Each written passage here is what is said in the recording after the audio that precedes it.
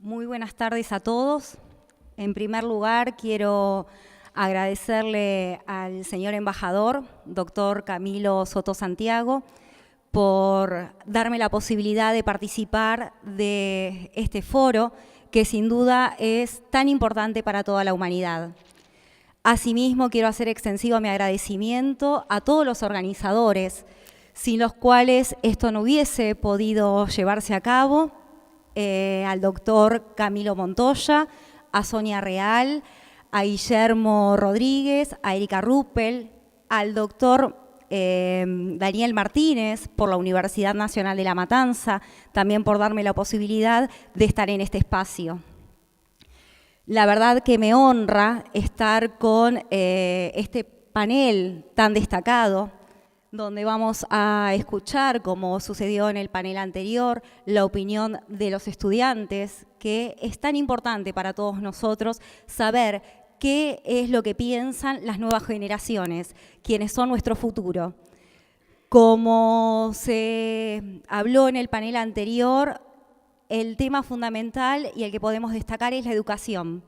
Y nosotros desde nuestro lugar, como educadores, pero no solo refiriéndome a los niveles educativos, sea a nivel primario, secundario, universitario, sino también en nuestro papel que nos toca a diario, en nuestra función pública, porque la mayoría de nosotros formamos parte del Poder Judicial. Ahí es donde tenemos que formar a las nuevas generaciones desde edades tempranas, explicándoles que ellos conozcan todo lo que tiene que ver con el genocidio, de qué se trata, qué fue, cuáles son las causas que lo originan, para evitar que actos de discriminación o actos estigmatizantes vuelvan a que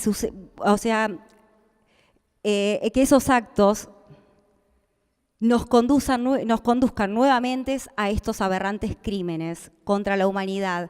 Es por eso que es nuestra misión formar personas, seres humanos, que sepan convivir en sociedad, que respeten las ideas del prójimo, sin importar su nacionalidad, religión o creencias. Ahora sí le voy a ceder la palabra a la doctora Gladys Edilma Terán Sierra.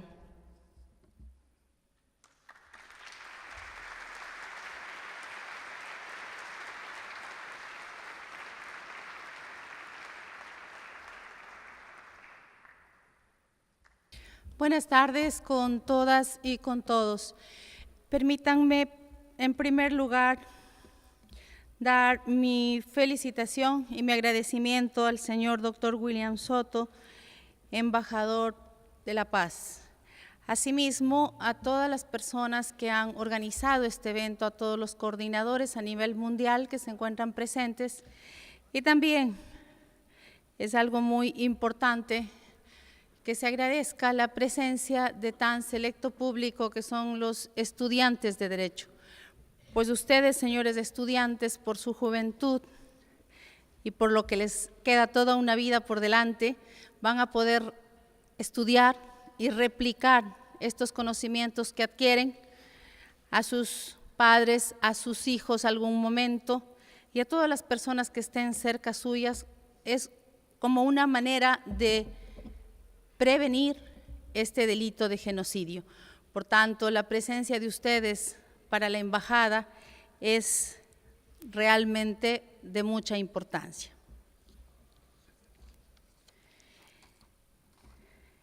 Empezaré diciendo que este delito de genocidio, que es un tipo de catástrofe, es provocada por el ser humano. No es un accidente y por tanto esta puede evitarse. ¿Cómo lo vamos a evitar? Justamente con la prevención y posterior sanción de este tipo penal y este tipo de actos. Había planificado mi presentación a través de el tema del crimen de genocidio en el derecho penal internacional y en el ordenamiento jurídico ecuatoriano. Por estar un poquito atrasados, ¿sí?, en la mañana por inconvenientes que hubo acá en la universidad y por las disertaciones que ya han hecho los demás panelistas durante toda la mañana, voy a obviar el tema del crimen de genocidio dentro del derecho penal internacional para centrarme específicamente en qué es lo que ha pasado en mi país, Ecuador, dentro del ordenamiento jurídico de Ecuador. Les voy a contar unos pequeños casos. No tenemos experiencia en el genocidio en el Ecuador en cuanto a la investigación y realmente la ley es a partir del 2009. Es por ello que prefiero, con los conocimientos que ustedes ya los tienen de esta mañana y en anteriores, entrar directamente a lo que se refiere al ordenamiento jurídico ecuatoriano.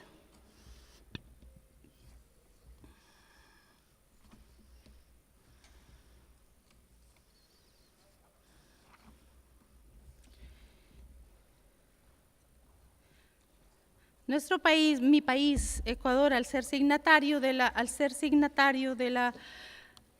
convención, ¿sí?,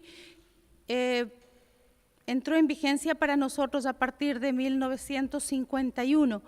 Decía mi colega de la Corte Constitucional que para ellos, para Colombia, fue 50 años hasta que se tipifique el delito de genocidio dentro del ordenamiento jurídico de Colombia. Para Ecuador han pasado 60 años desde que se aprobó la Convención para prevenir y sancionar el genocidio. ¿Qué es lo que ocurrió? A partir de su aprobación y luego la ratificación por el Congreso Nacional en esa época, se promulgó una Constitución de la República en el año 1998 y en ese año del 98 no se hizo constar dentro del ordenamiento jurídico de esa época, que vendría a ser el Código Penal, no se tipificó y se sancionó el delito de genocidio. Solamente en la Constitución le dio el carácter de imprescriptible a todos los delitos de genocidio y lesa humanidad. Con lo que ocurrió con esto, no se podía realmente entrar a una investigación y sanción porque no teníamos no el tipo penal que estaba en la Convención, pero sí la manera de sancionar y la pena que debía haberse dado dentro del ordenamiento jurídico. Pasaron los años y es recién a partir del año 2009 que ante las presiones de la comunidad internacional el país hace una reforma al Código Penal sobre este delito,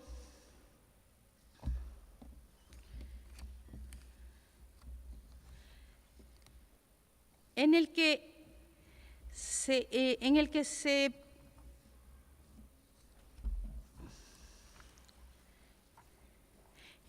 incorpora todos los elementos constitutivos de la Convención contra el genocidio,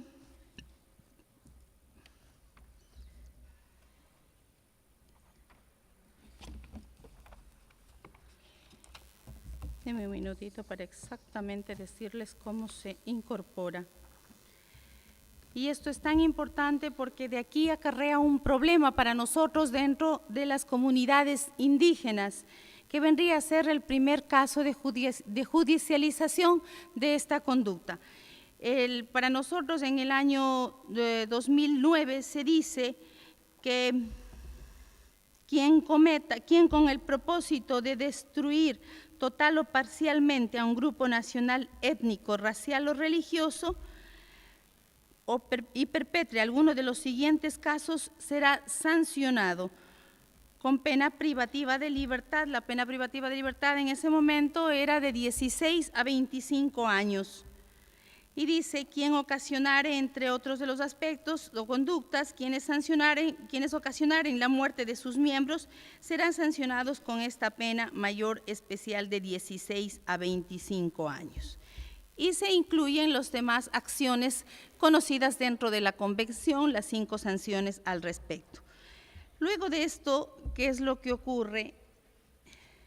antes de que se dé este caso que les voy a comentar de genocidio, tenemos ya a partir de la promulgación y de la aceptación del Estatuto de la Corte Penal Internacional, el gobierno del economista Rafael Correa crea las conocidas comisiones de la verdad dentro del Ecuador. Tuvieron ya comisiones de la verdad, muchos países tienen experiencia con el tema de las comisiones de la verdad en Latinoamérica. En Ecuador se creó en el 2007 para investigar los crímenes que se habían dado a partir del año de 1984 en el país, principalmente con los casos de un grupo subversivo que se conocía con el nombre de Alfaro Vive Carajo. Hubo muchas denuncias en la Comisión Interamericana de Derechos Humanos y luego pasaron por la Corte Interamericana de Derechos Humanos. Es por ello que se crea en el 2007 la Comisión de la Verdad. Hasta ese momento todavía no teníamos tipificado el delito de genocidio dentro, ni tampoco ninguno de los de lesa humanidad, ni los del Estatuto de Roma dentro de nuestro ordenamiento jurídico. Es así que con la presencia de la investigación que realizó, una investigación previa que realizó estas comisiones de la verdad, se descubrieron cerca de 118 casos de violaciones a los derechos humanos de las personas. Por esta situación es que se da y la venida en vigencia de nuestra nueva Constitución de la República, que es una constitución de derechos, es un Estado de derechos y justicia, a diferencia del Estado social de derechos. Al ser un Estado de derechos y justicia es cuando se ve la necesidad de realizar las reformas al Código Penal y se tipifica por primera vez el delito de genocidio, como ya les había indicado.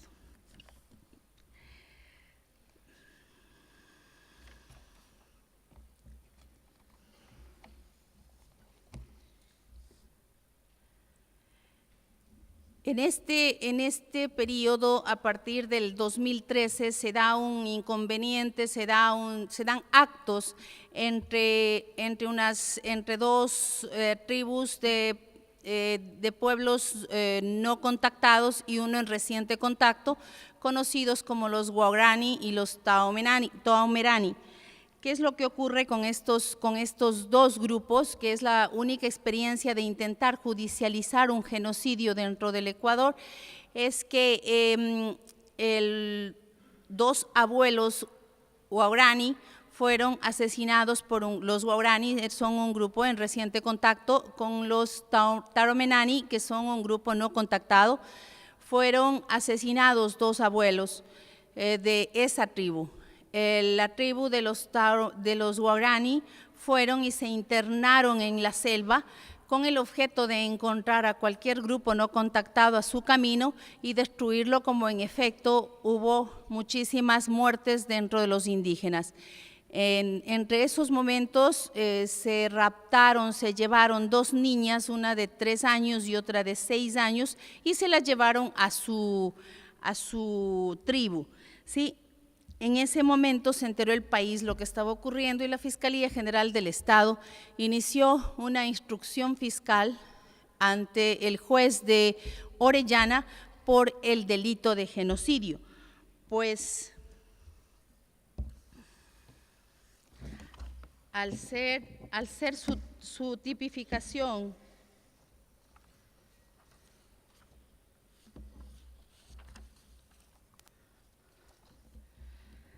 muy escueta, al decir que con el propósito de destruir total o parcialmente a un grupo nacional, étnico, racial o religioso, por alguno de los siguientes actos se cometía genocidio. ¿Qué es lo que pasa? Que el juez de garantías penales en ese momento se vio en el problema de, ante un tipo penal que decía esto, y ante la Constitución de la República, que también hablaba en su artículo 57 sobre los derechos de los pueblos colectivos y asimismo de estas comunidades y de los pueblos indígenas. Es por eso que llega a la Corte Constitucional este caso y en consulta, porque tenemos control concreto de constitucionalidad, y llega en consulta a la Corte Constitucional de mi país para ver si es que esta norma era o no contraria a la Constitución, al artículo 57, en el que reconocía el derecho de las comunidades, el derecho de las comunidades indígenas y de los derechos colectivos de estos pueblos. La Corte Constitucional, por su parte, teniendo ya como base ahora el Código Orgánico Integral Penal, nuestra justicia penal al momento se encuentra con un nuevo modelo de justicia, con un solo cuerpo legal en cuanto a materia sustantiva, adjetiva y de ejecución de penas. Tenemos un Código Orgánico Integral Penal puesto en vigencia apenas el 10 de agosto de este año, pero que fue publicado en febrero de este año con una vacatio legis de aproximadamente 6 meses. Con estos aspectos, el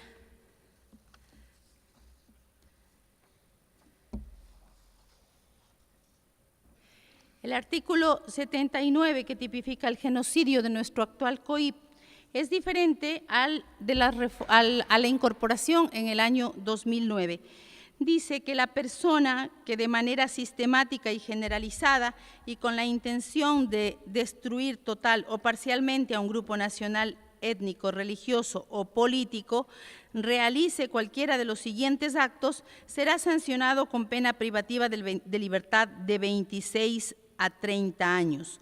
Matanza de miembros del grupo, lesión grave a la integridad física mental de miembros del grupo, sometimiento intencional a condiciones de existencia que acarreen su destrucción física total o parcial, adopción de medidas forzosas destinadas a impedir nacimiento en el seno del grupo y traslado forzado de niños, niñas y adolescentes de un grupo a otro. En este sentido, cambian las cosas, cambia la legislación y la Corte Constitucional dice que debe interpretarse ese artículo del Código Penal en el que era de manera general, se hablaba solamente del que dé muerte a un grupo de personas en esas condiciones, esto es nacional, étnico y religioso, cometía simplemente genocidio. Ahora le dice que debe ser de manera sistemática y generalizada. Esa sería la prueba dentro del Código Orgánico Integral Penal que debería darse para que se cometa el delito de genocidio, entre otros aspectos. Además, nuestra pena ahora es la más grave para el delito de genocidio, no para los otros delitos ni para los de lesa humanidad.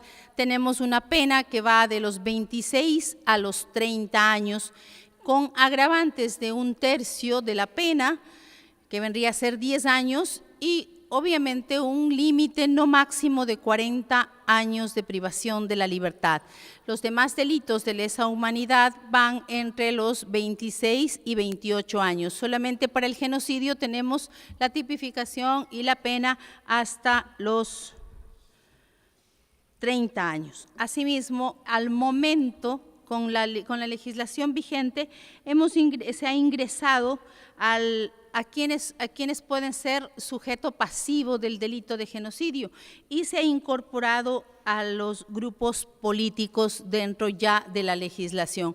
A diferencia, igual que Colombia, hablaba el magistrado indicando de que en Colombia tuvo que hacer la Corte Constitucional una interpretación al respecto por el tema de que había algo de discriminación al respecto, pero nosotros lo tenemos ya dentro de la legislación, pese a que en la jurisprudencia internacional no se ha aceptado aún el tema de la eliminación de grupos políticos y sociales. Sin embargo, de eso no quiere decir que ningún país dentro de su legislación interna la pueda adoptar y la pueda incorporar dentro de su ordenamiento jurídico. No hay impedimento y así lo ha hecho, al menos en este caso, Ecuador.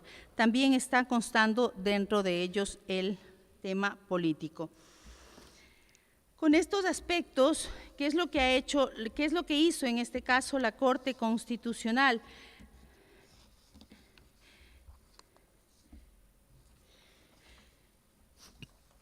Indicó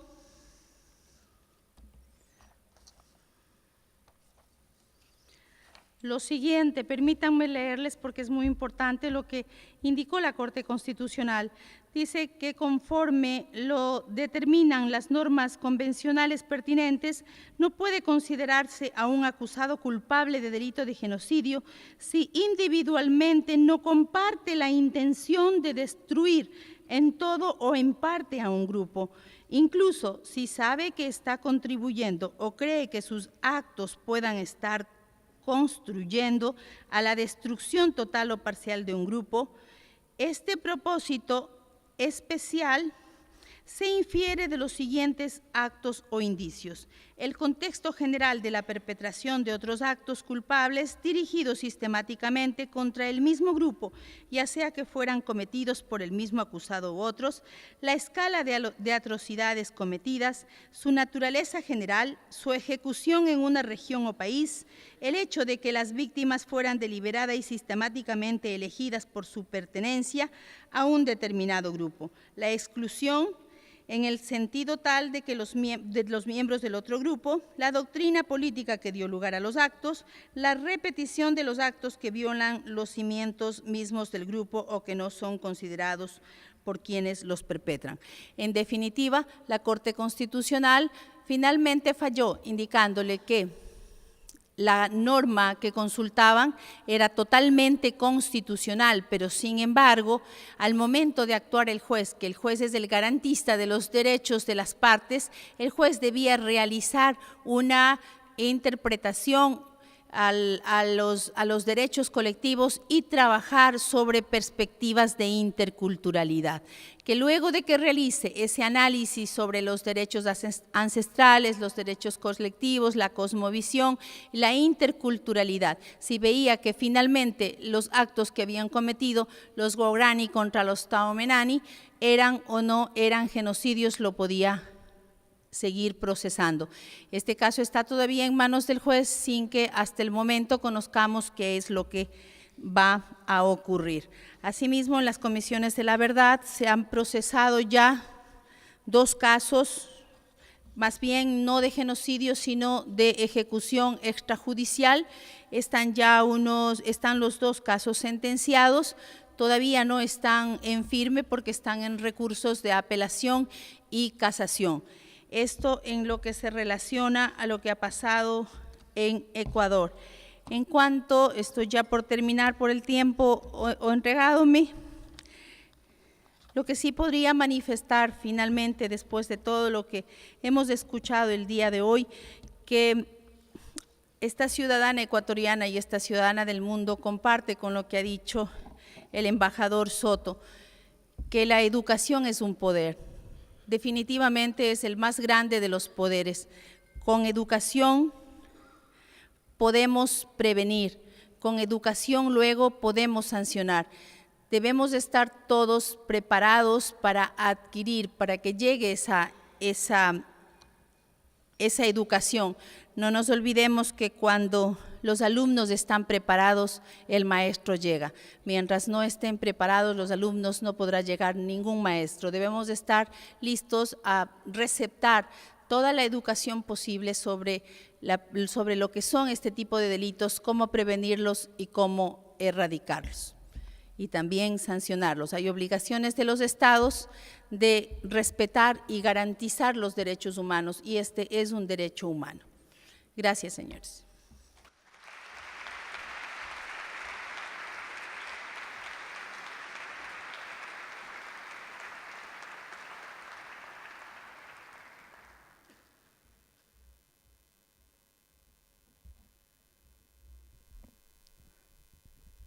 Bueno, definitivamente no me queda mucho por agregar a lo que la doctora Terán Sierra recién acaba de explicar. Fue muy clara en los conceptos, en esto que se está buscando con el foro, tal como está titulado, Nuevas propuestas para la prevención y sanción del delito de genocidio. Fue muy clara al explicarnos cómo en Ecuador pudo realizarse, cómo, o sea, la importancia que tiene la modificación en los ordenamientos internos y la incorporación de estos nuevos, o sea, de este tipo de delitos, lo cual es importante que en todos los estados se realicen. El nuestro tiene un proyecto de reforma al Código Penal donde también se estaría incluyendo, pero bueno, ella aclaró muy bien que la incorporación que se hizo en el Código Penal es más amplia que también la que tiene la Convención para la Sanción y Prevención del Delito de Genocidio, ya que también se incluye al politicidio, que es algo que también se está buscando.